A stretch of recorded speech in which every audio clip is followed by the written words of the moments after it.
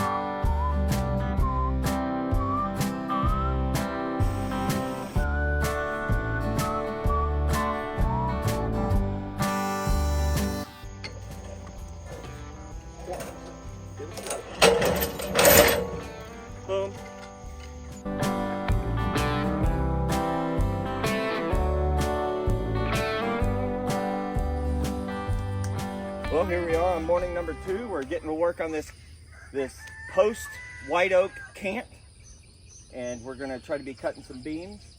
And ran out of light last night, but we got it set up. We got farther than we hoped, which was just getting a log up on here. We're going to get to work on this. This is about 10 inches by 10 inches, but there's a little bit of sway in the middle of the log, so we'll see if we can get 4x4 posts, which is our goal. And we're going to fire her up, get going. Always easier when there's 2 people. So much easier. Boom, boom. We got a spark earlier, and this is the source. There's a little nail. Piece of metal. Is this a yard tree? It is a yard tree. It's kind of a yard tree. See, this is how you tighten up against the bumpers. You kind of slide along, and then you have a little round circle. You pivot down, we'll watch it here. When I first started out, I was worried about leaving marks on the wood. It leaves almost no discernible marks when I'm actually working with the lumber. And it flexes against that, and it does not move. Alrighty. Fire it up. Get to work.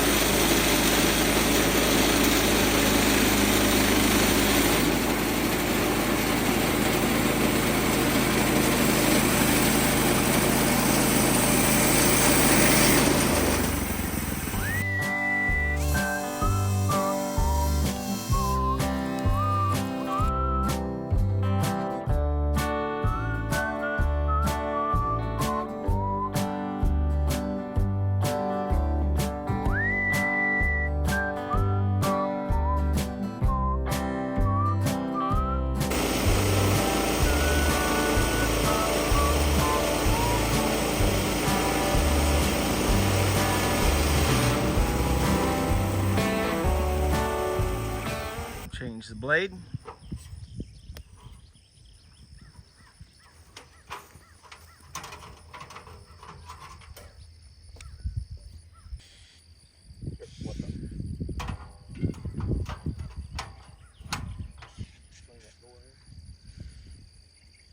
Strap underneath it.